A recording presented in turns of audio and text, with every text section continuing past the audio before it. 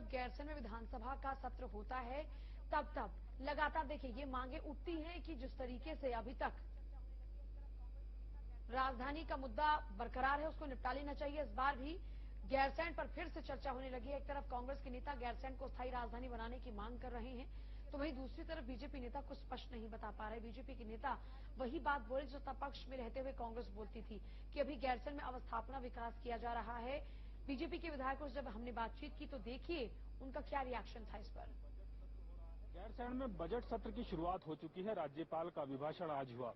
गैरसैंण में न सिर्फ बजट सत्र हो रहा है बल्कि गैरसैंण बहुत कुछ है। इस विधानसभा भवन के अलावा भी गैरसैंण है और उस गैरसैंण की भावना को लेकर के यह सत्र आयोजित किया जाता है इस उम्मीद के साथ कि गैरसैंण का जो स्वरूप है, गैरसैंण का जो एक संकल्पना है वो साकार होगी एक दिन। बहरहाल वो क्या संकल्पना है, कैसे साकार होगी और सत्र को लेकर के क्या सोचते हैं। हमारे साथ विधायक मौजूद हैं, टिहरी के धन सिंह जी विधायक मौजूद हैं, गणेश जोशी जी मौजूद हैं, मसूरी से हमारे साथ कंडारी जी मौजूद हैं, जो देवप्रयाग से हैं, हमारे साथ कोहली जी मौजूद हैं जो पौड़ी से हैं। बहरहाल बात करते हैं कि जो गैरसैंण में सत्र शुरू हो रहा है आज से, इसको किस रूप में देखते हैं? क्या केवल सत्र तक सीमित है?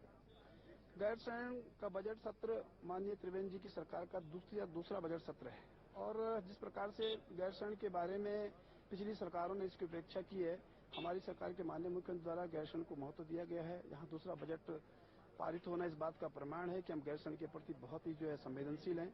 ये बजट उत्तराखंड के जनमानस के लिए बहुत ही लाभकारी होगा, शुभ होगा, क्योंकि जिस प्रकार से महामहिम राज्यपाल जी का अभिभाषण का भी वाचन हुआ है उसमें जिस प्रकार से उत्तराखंड राज्य के सभी विषम भौगोलिक परिस्थितियों को दृष्टिगत सभी बिंदुओं को छूने का काम किया है। निश्चित रूप से सरकार के लिए जो दृष्टि पत्र है या आने वाले बजट में इसका बहुत अच्छे परिणाम देखने को मिलेंगे।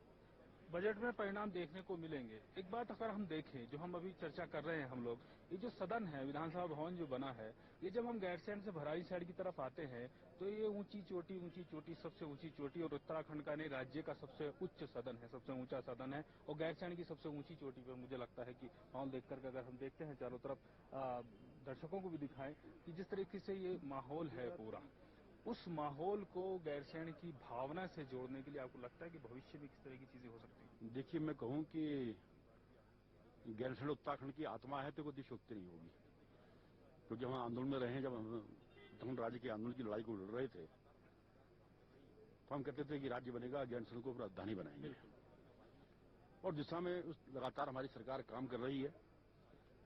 अगर इससे पूर्व के उसमें कार्यकाल में आप आए होंगे, देखेंगे यहाँ की क्या स्थिति थी। आज लगभग सारी सुविधाएं यहाँ पर करा दी गई हैं और लगातार हमारी, क्योंकि इस राज्य का निर्माण भारतीय जनता पार्टी ने कराया है और गैरसैंण को अगर राजधानी बनाने की बात होगी वो काम भी भारतीय जनता पार्टी करेगी।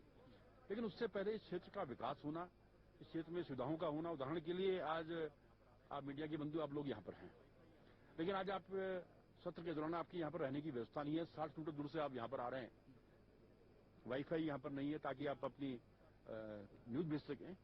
तो सरकार इस दिशा में लगातार प्रयासरत है और गैरसैंण के बिना उत्तराखंड की परिकल्पना करना भी जो है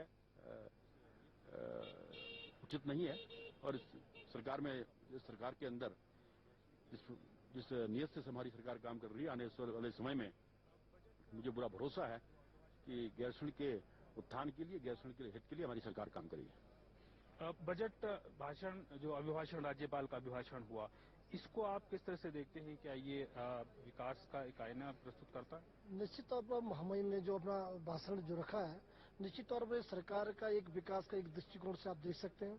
और जिस तरीके से तमाम बातें भाषण में रखी गई हैं कि जो उत्तराखंड की आवश्यकता है, इस उत्तराखंड के विकास में और गति से इस उत्तराखंड को आगे बढ़ा सकता है। मुझे लगा जो मैंने महामहिम का जो भाषण पढ़ा, चाहे वो कृषि के क्षेत्र में हो, चाहे शिक्षा के क्षेत्र में हो, चाहे पेयजल के क्षेत्र में हो, चाहे टूरिज्म के क्षेत्र में हो, तो उत्तराखंड को के विकास की चहुमुखी विकास किस तरीके से हो सकता है। तो मुझे लगता है कि महामहिम के भाषण में पूरी चीजें पढ़ने को और देखने को मिली। क्या लगता है कि गैरसैंण को लेकर के कोई डिसीजन होना चाहिए, समय है? देखिए, निश्चित तौर पर सरकार सही टाइम पे सही निर्णय लेगी। और आप देख लीजिए कि हम पिछली बार जब आए थे तो जो अपना विधानसभा जो भवन था तो इसमें दरवाजे नहीं थे, खिड़कियां नहीं थी। तो इस बार हमें लगा कि कई चीजों में परिवर्तन हमको यहाँ पर दिख रहा है कि मूलभूत सुविधाएं को जो अभाव था थोड़ा इसमें सुविधाजनक यहाँ पर हुई है। कि जो यहाँ पर आप भी देखिए कि आप लोग भी बहुत दूर से यहाँ पर आते हैं। तो मुझे लगता है कि जिस तरीके से हमारी सरकार तेजी से आगे बढ़ रही है, निश्चित तौर पर एक अच्छा निर्णय यहाँ पर होने जाएगा। जी, आप क्या कहते हैं इस सारे माहौल को लेकर के? इतना सुखद, एकदम सुखद एहसास होता है यहाँ खड़े होकर के, लेकिन बस उस साल में एक बार, बहुत ज्यादा होता है दो बार तो बहुत ही कम अभी तक ऐसा हुआ है। एक बार यहाँ रौनक सी होती है, उसके बाद फिर वही सुनसान हो जाता है। तो क्या लगता है कि जो गैरसैंण की बात होती है, तो लगता है कि कोई फैसला लेने की बात है, जिस तरह की उम्मीद भी की जा रही है कि गैरसैंण को लेकर के सरकार कोई फैसला करेगी? देखिए, निश्चित तौर पर ये तय है कि एक समय के बाद, या यूं मैं कहूं कि उचित समय पर गैरसैंण के लिए उचित निर्णय लिया जाएगा। और हमारी भारतीय जनता पार्टी ने उत्तराखंड बनाया है, तो निश्चित तौर पर राजधानी के लिए जो ठोस निर्णय है वो भी हमारी ही पार्टी लेगी, हमारी ही सरकार लेगी। लेकिन चूंकि हम कहीं पर भी किसी भी इंफ्रास्ट्रक्चर को खड़ा करें, किसी बुनियादी चीज को हम लोग जब तक खड़ा नहीं करेंगे, तब तक वहाँ की जो असुविधाएं होती हैं वो सबको होती हैं। चाहे फिर उसमें विधायक हों, चाहे उसमें अधिकारीगण हों, चाहे उसमें कर्मचारीगण हों, चाहे उसमें पत्रकार बंधु हों, या आम जनमानस हो, उन सबको परेशानियां होती हैं।